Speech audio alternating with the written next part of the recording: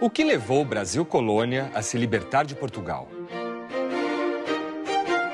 Compreender a independência revela muito da nação que nos tornamos, da identidade que assumimos e dos conflitos e contradições que até hoje repercutem em nossa sociedade.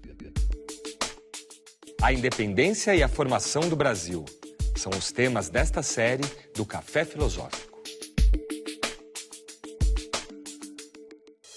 Quase 2 séculos depois que se deu a separação política entre o Brasil e Portugal, ainda temos muito a entender desse momento que foi um divisor de águas em nossa história.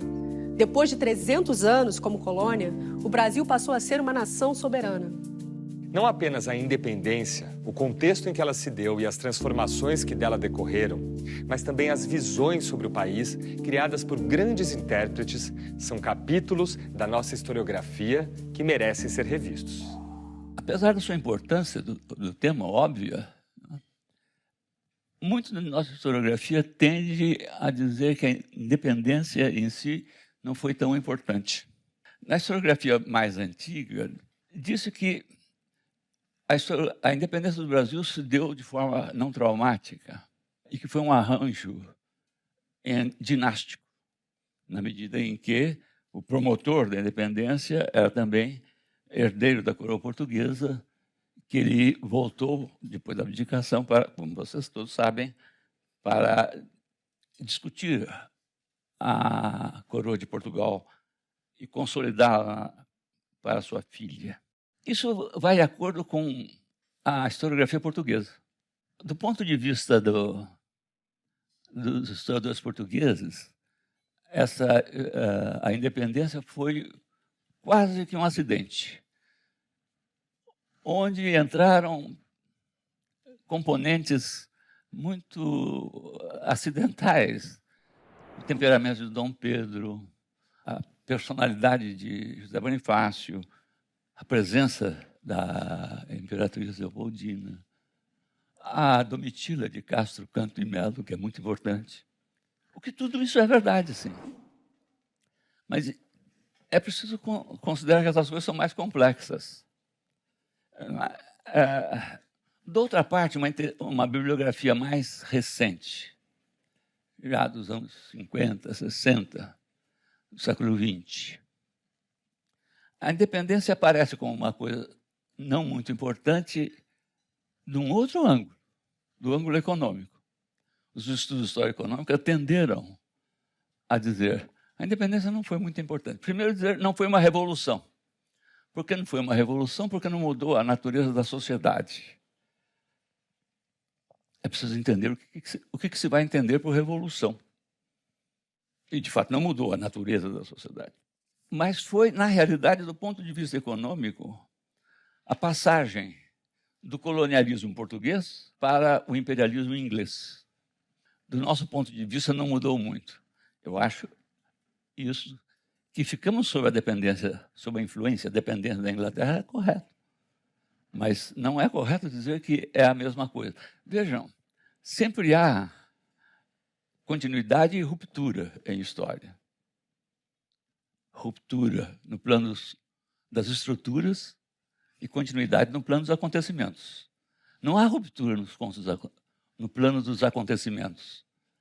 Para pensarmos uma ruptura no plano dos acontecimentos em história, precisaríamos pensar que a humanidade desapareceria durante um tempo e voltaria depois. Aí teria havido uma ruptura.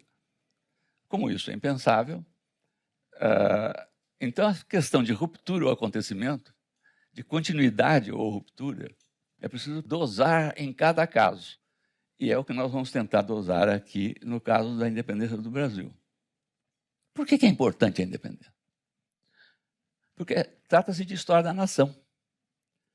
E história de nação é um problema muito complicado. Vocês sabem que história não tem um objeto definido.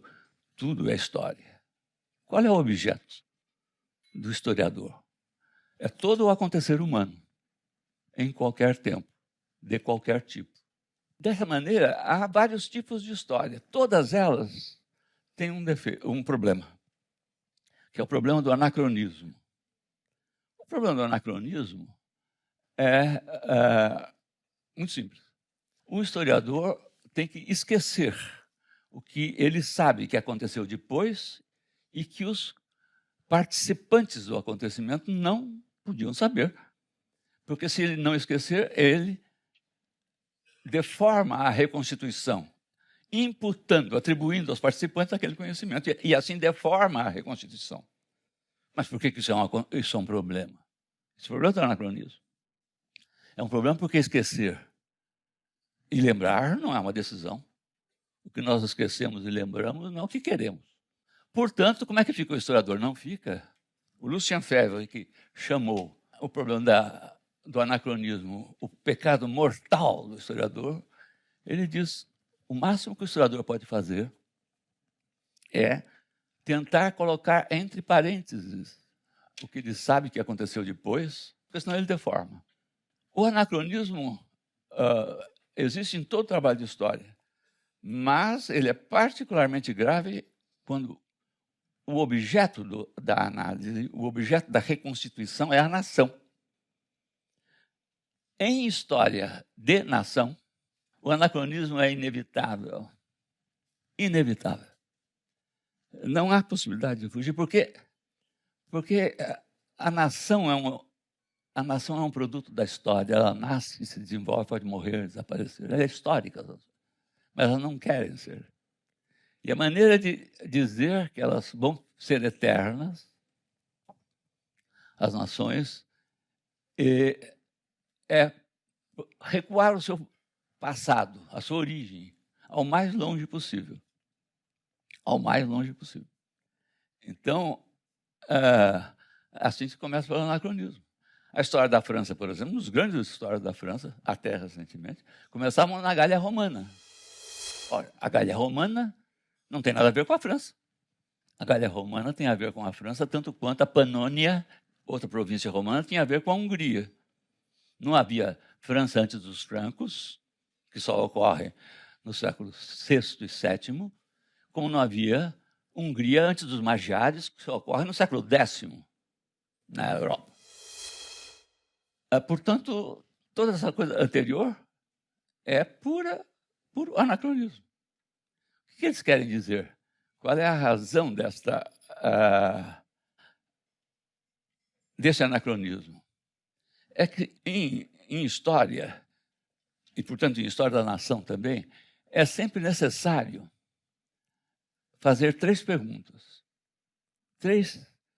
Definir o recorte do que vai ser tratado tem 3 patamares. O primeiro é lógico.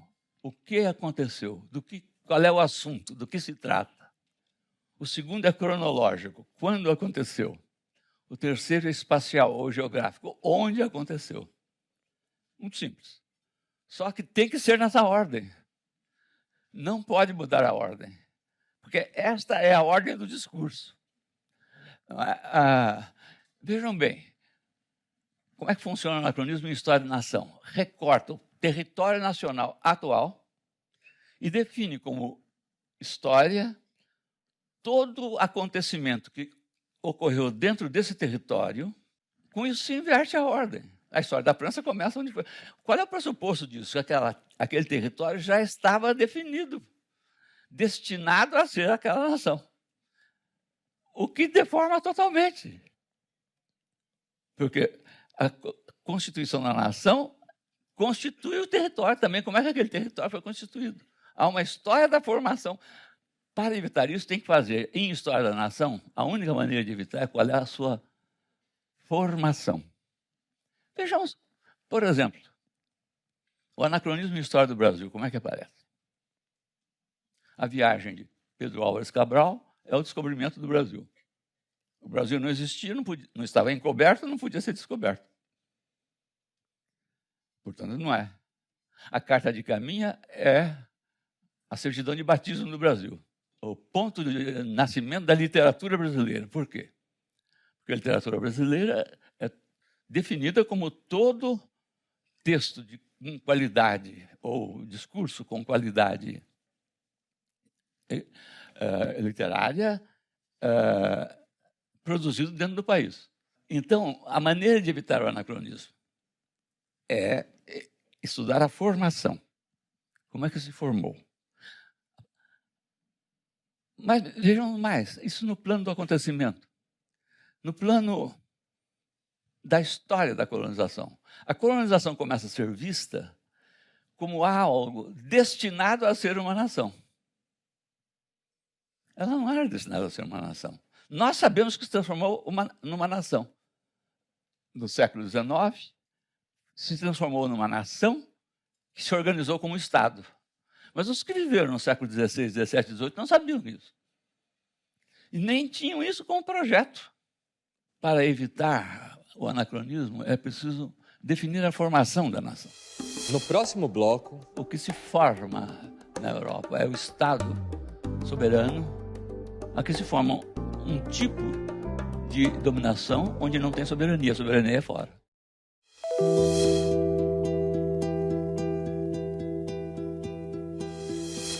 para compreender uma nação, é preciso compreender como ela se formou.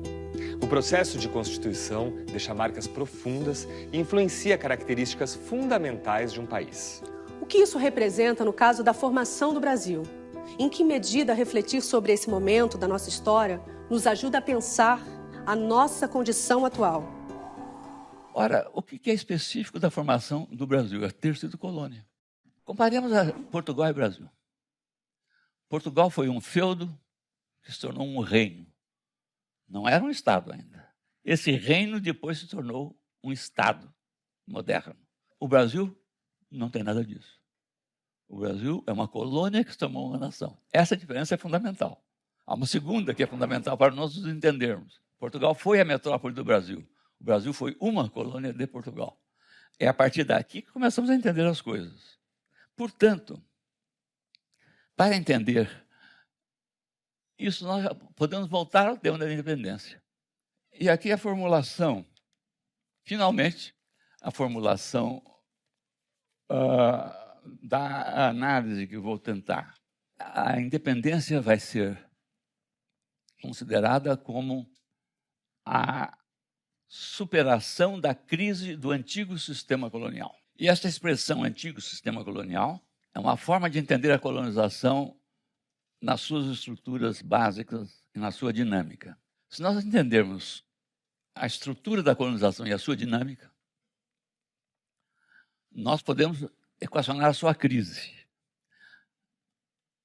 Da crise do antigo sistema colonial resultaram várias nações, entre elas o Brasil. Em primeiro lugar, a colonização na época moderna é um fenômeno muito importante.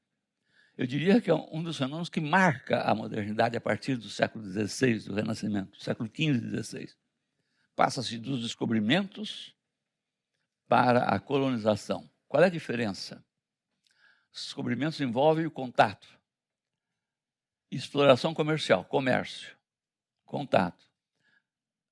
Colonização envolve povoamento, organização da produção, formação de uma outra sociedade, que se pretende ser semelhante à da metrópole, mas que não é, na realidade, é diferente. Se fosse apenas imitação, a reprodução, não haveria separação, não haveria problema de independência.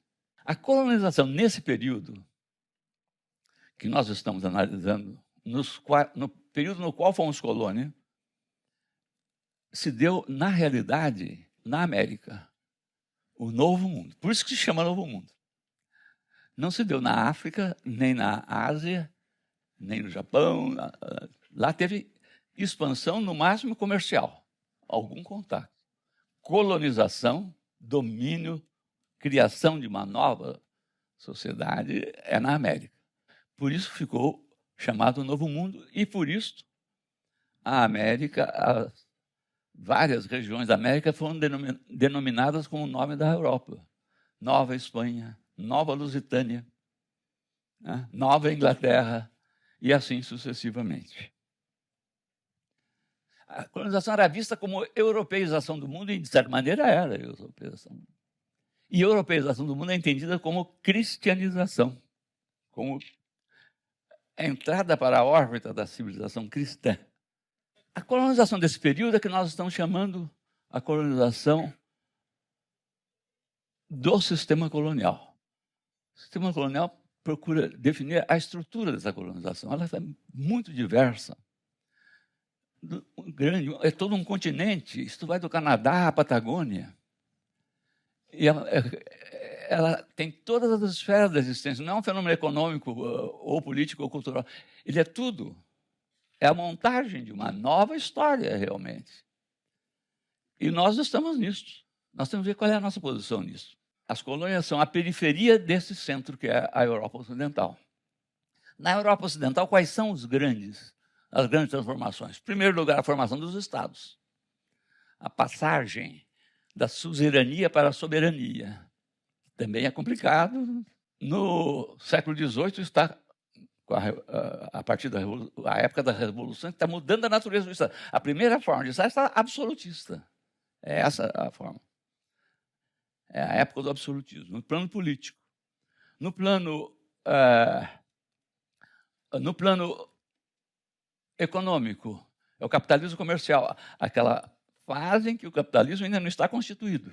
O capital já existe, mas a acumulação se dá no comércio. Uma coisa, e vai se expandindo por todos os lados. E no plano cultura é o plano da laicização da cultura. A cultura medieval, a sociedade medieval, é uma sociedade que se pode chamar, sociólogos chamam de sociedade sagrada. Não há essa distinção entre o sagrado e o profano. Uma sociedade sagrada é aquela no qual todo crime é pecado. Todo pecado é crime. Não é? Isso vai se modificando lentamente. O regime de trabalho, que é a forma básica da organização social, passa do trabalho compulsório dos servos para o trabalho assalariado, trabalho livre, que não é dominante na época moderna. O dominante na época moderna é o trabalho independente do produtor, que possui os instrumentos de produção e que é o camponês e o pequeno camponês que trabalha com sua família e o artesão que possui os instrumentos e vende a mercadoria. Isto se projeta no mundo colonial com formas mais variadas, porque são os vários estados nacionais em formação, na medida em que vão se tornando estados, eles vão se lançando à exploração comercial e colonial. Desta forma, eles competem entre si. Competem política e militarmente e economicamente.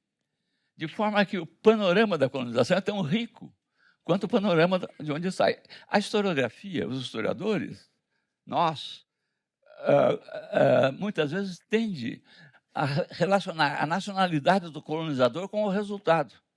Isso aparece, por exemplo, quando é coisa de não historiador ou de historiador que não presta atenção. Se for um azar ser colonizado pelos portugueses, povo atrasado.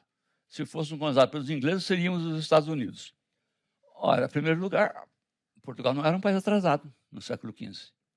Não era o mais adiantado. Mas era um país médio. Era mais adiantado do que a Inglaterra, por exemplo. Bem mais adiantado do que a Inglaterra. Ele chegou no fim do período, no século XVIII, como um país atrasado. Esse é o problema da história de Portugal. Como é que, tendo uma grande colônia para explorar, e explorou, não se desenvolveu? Na realidade, o Brasil, se fosse colonizado pelos ingleses, seria provavelmente uma imensa Jamaica. Não é. A colonização tem tipos de colonização. O que importa na colonização do Novo Mundo são os tipos de colonização. O que domina é a colonização de exploração. A outra é de povoamento, que é nem 10% do conjunto. A colonização de povoamento tende a reproduzir a sociedade de onde saiu. A colonização de exploração se organiza para produzir para a acumulação na metrópole, ou pelo menos no centro. Vejam bem, em toda a colonização há povoamento, obviamente, e exploração. Só que nas colônias de exploração, como o Brasil, como as ilhas do Caribe, povoa-se para explorar. Nas colônias de povoamento, explora-se para povoar.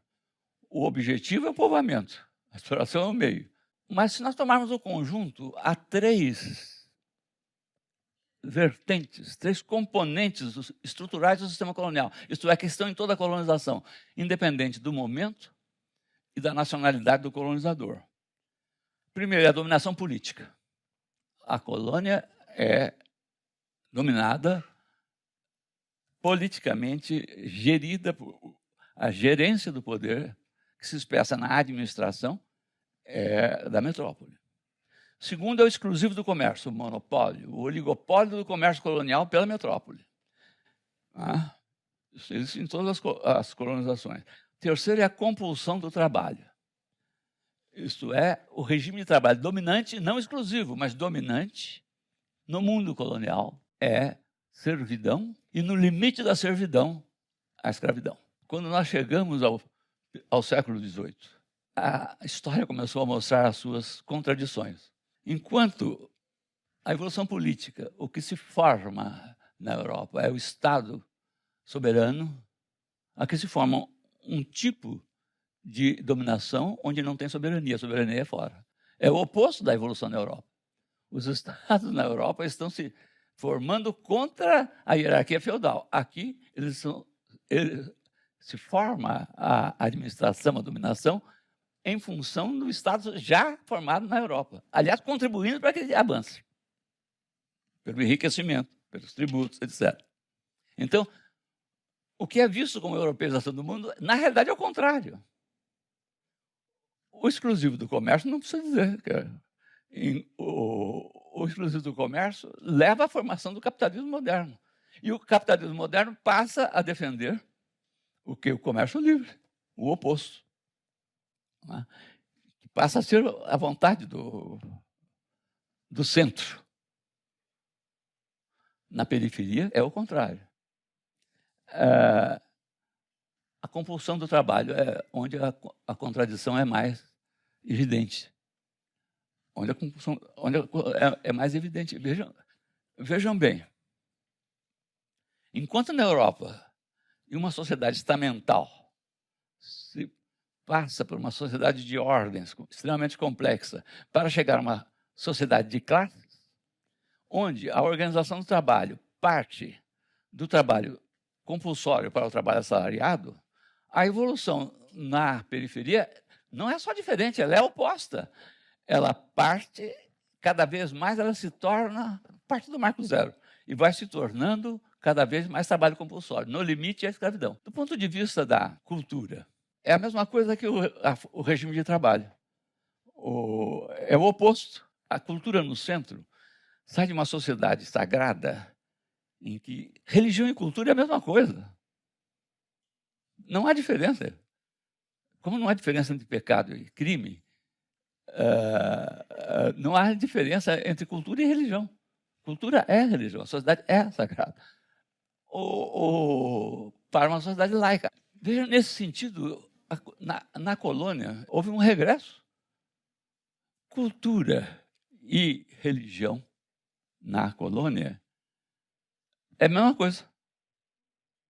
Cultura e religião é catequese. No próximo bloco, nós tínhamos uma consciência negativa a nosso respeito. Nós éramos pessoas perdidas.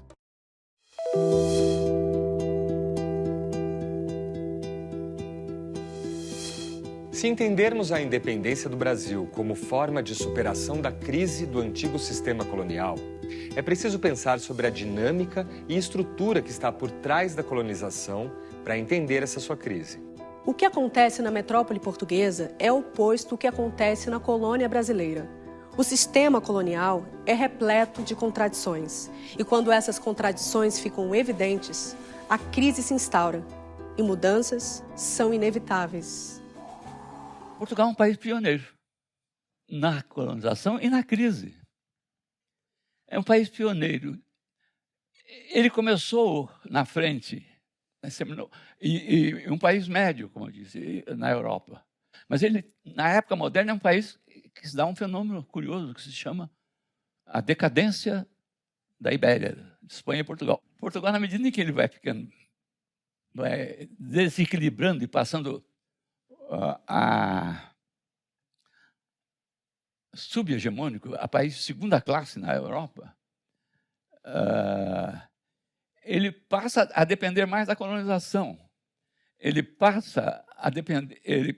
A política colonial de Portugal punha a defesa do território acima de todas as coisas. Ele não negociava território. Podia negociar tudo. Território não. Porque o território é a moeda que ele tem para oferecer nas negociações internacionais. Quando ele pede a união com a Inglaterra, a aliança com a Inglaterra para enfrentar a Espanha na restauração em 1640, o que tem para oferecer para a Inglaterra? O comércio com o Brasil. Precisa ter o Brasil. Vocês, ao contrário dos outros que não podem, vocês podem comerciar lá. Quando se entra na fase da crise do sistema colonial, na época das mudanças, Portugal e Brasil, Portugal é uma enorme colônia de uma pequena metrópole. Isso tem a ver. Veja bem, no conjunto, as colônias eram ferramentas para o desenvolvimento, a formação dos estados modernos, a consolidação e o desenvolvimento econômico das metrópoles. Elas lutavam entre si por isso. No caso do Brasil e Portugal, o Brasil foi isso, mas foi mais que isso. Foi mais que isso. O Brasil não era só importante para o desenvolvimento de Portugal, era importante para a existência de Portugal. Eu quero chamar a atenção que essas diferenças se manifestam na tomada de consciência dessas contradições. Na medida que se desenvolve no centro e na periferia, a formação do capitalismo, do Estado moderno, as colônias, na colônia vai se tornando consciência da situação colonial, isto é, a diferença entre a cultura e a realidade, a tomada de consciência da situação colonial, que chega na segunda metade do século XVIII, num ápice. Os mecanismos estruturais levam a contradições, que levam a tensões, que podem levar a conflitos. Quando leva a conflito, o conflito é crise quando? Quando o conflito é de uma tal natureza que ele não se resolve com a volta ao status quo ante. Isso é uma crise. Alguma coisa muda. Em algum setor muda, senão não é crise. Senão, reforma resolve. Crise, quando é crise mesmo, não reforma. Comparado com a América Espanhola, esse processo de tomada de consciência foi muito mais forte do que na América Portuguesa. Desde o século XVI, desde o fim do século XVI, na América Espanhola, a palavra criollo é para indicar o espanhol, o castelhano nascido na América, criollo. Criollo não pode ser traduzido por crioulo em português, quer dizer o negro. Isto é, no Brasil não temos uma palavra para designar o português nascido no Brasil, o nativo. No século XVII, no fim do século XVII, aparece, começa uma palavra para mazombo, mas isso só diz respeito ao Nordeste, Pernambuco, especialmente. É o português nascido no Brasil, é o nativo. A palavra mazombo nunca designou o Brasil em geral. Aliás, brasileiro, até o século XIX, significava negociante de pau-brasil. Não tem a palavra. A consciência expressa na homonímia aparece primeiro regionalmente. Paulistas, pernambucanos, maranhenses, mineiros, fluminenses. Carioca não, hein? Carioca só no século XIX. Mas, a partir do século XVII, aparecia uma palavra, começa a aparecer, a palavra reinó, para dizer o que está aqui, o português que está aqui, mas que nasceu em Portugal. Essa diferença é muito mais importante do que a gente pode, à primeira vista, pensar. Vejam, os colonos castelhanos tinham noção do que eles eram, ou do que eles pensavam que fossem. Nós somos criolhos. Nós não sabíamos o que seríamos. Nós sabíamos o que não éramos. Nós não somos reinóis. Nós tínhamos uma consciência negativa a nosso respeito. Nós éramos pessoas perdidas. Talvez por isso alguma dessas marcas sejam permanentes. Quando Mário de Andrade tentou fazer o perfil do brasileiro, ele fez Macunaíma, o herói sem nenhum caráter. Alguns começaram a dizer, Macunaíma era um mau caráter. O Mário de Andrade, uma vez, falou, o que eu queria dizer é que ele é um herói incaracterizável. Isto é, o problema da identidade é complicado. Já na meninice, fez coisas de Sara Pantar. De primeiro, passou mais de 6 anos não falando. Se o incitavam a falar, exclamava, ai, que preguiça, e não dizia mais nada. Ficava no canto da maloca, trepado no giral de Paxiúba, espiando o trabalho dos outros. Isso tem a ver com o fato de que a independência na América Espanhola foi uma guerra, próxima de uma revolução. No caso do Brasil, foi um arranjo dinástico. Mas isso não quer dizer que a independência do Brasil não seja importante. Porque uma nação que acha que a sua independência não é importante, pode ser uma nação que não tem consciência de si mesma. Nós temos que voltar sempre a discutir a independência. A segunda metade do século XVIII, primeira metade do século XIX, mais precisamente, 1776, 1848, na Europa e no centro, desenvolvem-se tensões sociais,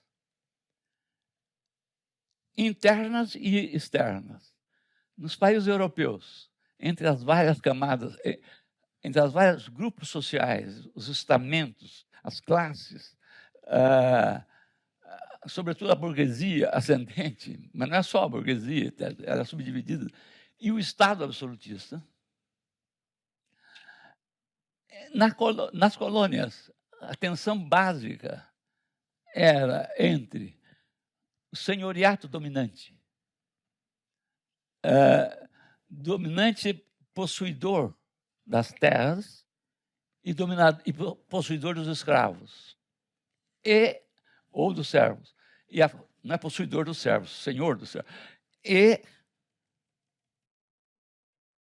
essa tensão é a mais importante. Ela se complica com o aparato burocrático, etc.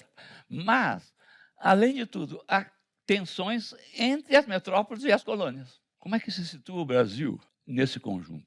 A posição do Brasil é muito peculiar e muito específica, porque as contradições, tensões, conflitos se deram diferentemente e provocaram dois tipos de reações, ou reformas ou revoluções.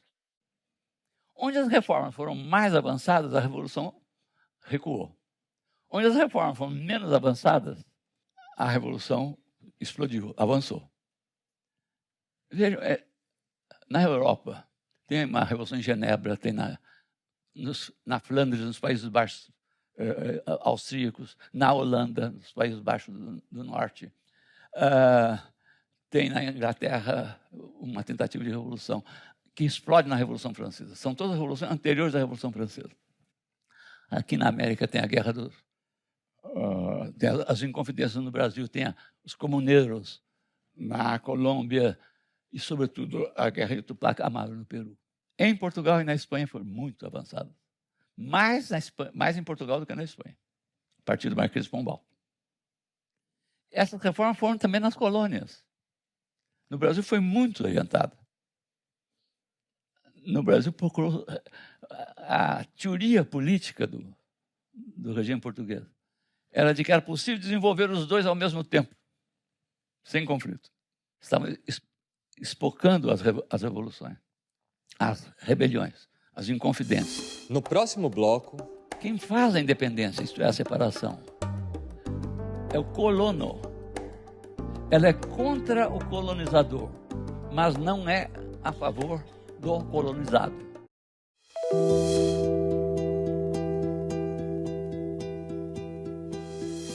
Tangida pela invasão das tropas napoleônicas, a corte portuguesa migrou em fins de 1807 e inícios de 1808 para a colônia americana. Ocupada a metrópole pelo invasor estrangeiro, não havia senão que montar na nova sede todo o aparato do Estado. e abrir os portos da colônia ao comércio internacional. Mas a expulsão do invasor na metrópole, coincidindo com a elevação do Brasil à categoria de Reino Unido, punha à luz a esdrúxula situação em que se invertiam as posições. A insistência em mantê-la por parte de Dom João VI levaria à Revolução Liberal de 1820 em Portugal, pressionado por uma opção. Para fugir a ela, teria o mesmo Dom João VI, ao regressar à Europa, aconselhado seu filho, o príncipe regente Dom Pedro, a cingir a coroa do Brasil antes que algum aventureiro lance mão dela. Como o mesmo Dom Pedro era herdeiro da coroa portuguesa, o esquema dinástico se salvava, recompondo-se com o tempo a unidade. Mas a solução dinástica não resolvia os problemas do Estado. Em que condições se manteria a unidade? Ora, nas cortes de Lisboa, emanadas da Revolução Liberal, o problema não era apenas dinástico, mas político. Assim, o que se intenta, uma vez imposta ao rei a volta à metrópole, é efetivamente a recolonização do Brasil. Daí a reação das elites brasileiras que conseguem envolver em seu movimento o príncipe Dom Pedro, que guardara no espírito os conselhos do pai e proclamou a independência. Mas os problemas persistiam, nas suas dimensões dinástica e política. E a possibilidade da reunião das coroas acaba paulatinamente por incompatibilizar o príncipe com a nação recém-criada, ao mesmo tempo em que abria em Portugal caminho para a reação absolutista de 1828. Enfim, o desenlace. Abdicando em 1831, Dom Pedro volta para disputar Portugal a seu irmão, o rei absolutista Dom Miguel, a guerra se prolongando até a vitória liberal em 1834. Pouco depois, morria aos 36 anos esse quixotesco Dom Pedro, proclamador da independência do Brasil e implantador do liberalismo em Portugal, desamado em sua pátria de origem, que o acolheu, e herói na sua pátria de adoção, que o expulsou. Como vocês veem, eu tenho uma grande simpatia, o historiador deve ter simpatias, por Dom Pedro I. É uma figura trepidante, quixotesca. Por exemplo, quando fala e proclamou a independência, isso é um grito de Ipiranga, né? Aí tem tanta coisa marcada, que ele foi para lá, por que ele veio aqui, por que ele estava com pressa em chegar a São Paulo? Estava com pressa porque ele queria ver a Domitila. É óbvio, né? Isso é importante, mas só ganha sentido nesse famoso quadro, Pedro Américo, que está no Museu do Ipiranga. Às vezes chama o grito ou a proclamação da independência, mas é importantíssimo. Normalmente a tendência dos brasileiros é dizer que é uma porcaria, que é um quadro acadêmico. Tudo bem, ele é muito acadêmico. Independente disso, poucos se referem ao fato de que no quadro, um terço do quadro, e na frente, está um carregador negro, uma carroça com um boi, está parado, de mau humor, tem que parar o que ele estava fazendo para olhar o que estava acontecendo o Dom Pedro. Atrás tem um outro, que vem montado num cavalo, também negro, que está parado, se vê menos que está no fundo, olhando aquilo que está acontecendo. Poucos são os autores que mencionam isso aí. Mas eu não me lembro de algum que faça a relação que isto tem um cara... Independe da intenção do Pedro Américo. Independe da intenção dele. Isso tem um caráter crítico eminente. É óbvio. A independência foi uma mudança política importantíssima que se passou alheia ao povo. O que está acontecendo? Esse sujeito levanta, diz que vai morrer, morte e tal. Ele estava irritado porque ele tinha que carregar aquilo lá, né? O caráter crítico que está no quadro independe de ser bom. Muito bem. Tomemos outro pedaço aqui, tangido pelas tropas de Napoleão. Veja, foi uma saída. Tem um aspecto de fuga, sim. Mas não é só isso. Foi uma saída estratégica. Foi o único monarca que o Napoleão não conseguiu dominar, que criou uma situação terrível para o Napoleão. E ao sair e não querer voltar, ele provoca a Revolução Liberal em Portugal. Essa Revolução Liberal tem que ser recolonizadora. Veja a situação. Veja como é diferente da América Espanhola e como é no Brasil. A vinda do Dom João VI, primeiro como regente, depois como rei, instalou o governo no Brasil. Daqueles 3 elementos que constituem o sistema colonial que eu falei, começa pelo mais importante, o exclusivo do comércio, que era o mecanismo pelo qual a metrópole acumula capital sobre o comércio da colônia. Antes de chegar, ele já na Bahia estabeleceu antes de chegar ao Rio de Janeiro, a abertura dos portos. Então, quebrou o primeiro sistema colonial, está quebrado ali. Ao estabelecer o governo aqui, a dominação política acabou. Quem poderia reclamar eram os portugueses, que, aliás, reclamavam. Não é?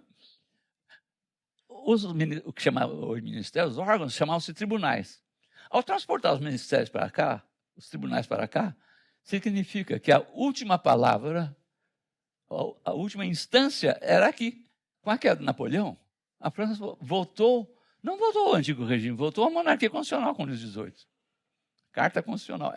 Esse é o projeto do Dom Pedro. Só que aqui tinha um problema. Onde que é a sede? Ao ficar aqui, ele realmente fez uma opção. Vejam, quando as tropas são expulsas, o governo português, que assume, imediatamente quer que ele vote. O que ele faz? Brasil, Reino Unido, de Portugal, Brasil e Algarve. Veja bem, não é Portugal, Algarve, Brasil, é Portugal, Brasil e Algarve. No meio, não há distinção. Eu escolho onde é que fica a sede. Isso em Portugal é a inversão da situação. No antigo regime, nessas colônias, o movimento de independência se faz, de separação se faz, quando os conflitos e contradições entre metrópole e colônia são mais importantes do que os conflitos internos da colônia. Quando os conflitos internos da colônia são mais importantes, dá 2 coisas. Ou continua a colônia, Cuba, ou há uma revolução de escravos e é o Haiti. Esses são os 2 polos opostos. Quando predomina a relação entre metrópole e colônia é a principal, qual é a postura da elite da senhoriato colonial? Esse senhoriato, em primeiro lugar, são os possuidores de terras e de gente, escravos. Como perfil histórico, é uma figura contrastante, porque ele tem mentalidade senhorial. Os colonizadores do Brasil. Os colonos do Brasil. Por quê? Porque recebem a terra de graça, como Sesmarias. E isso persiste até o século XIX. E porque eles têm escravos.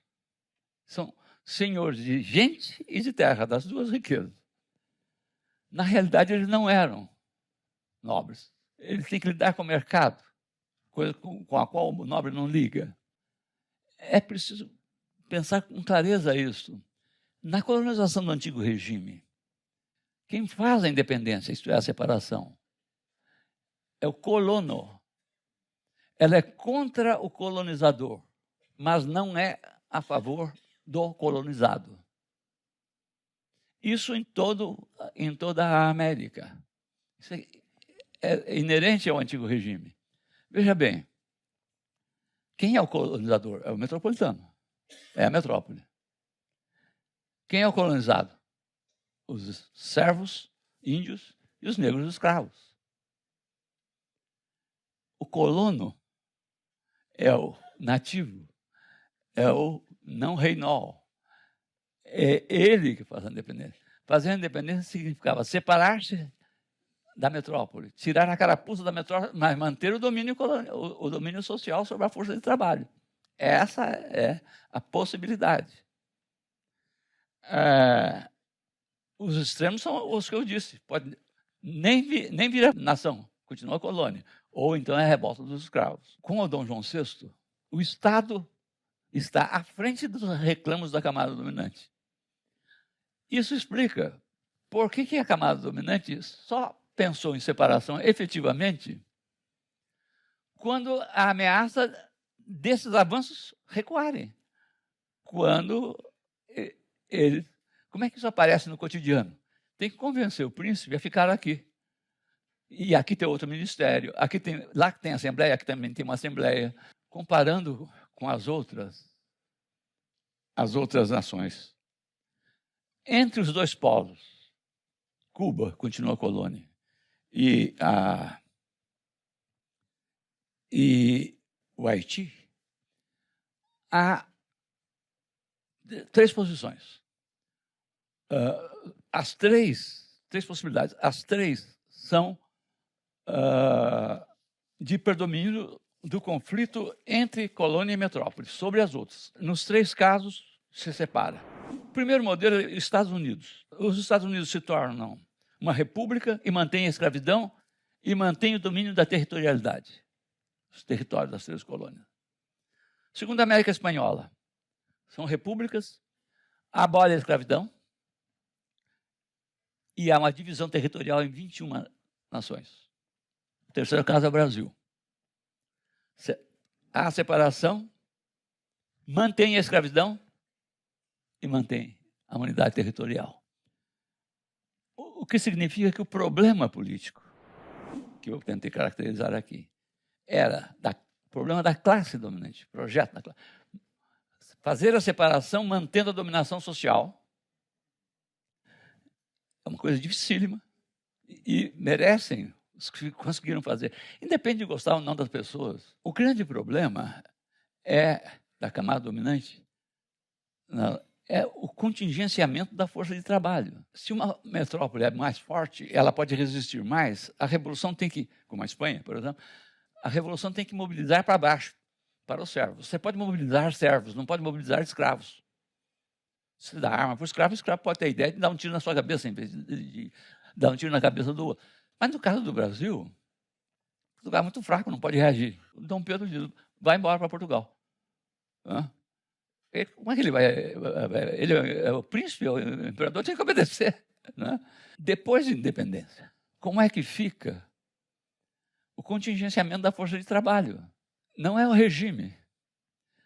Os Estados Unidos mantêm a unidade territorial e mantêm a escravidão. O Brasil mantém a unidade territorial e mantém a escravidão. O Brasil é monarquia, lá é república.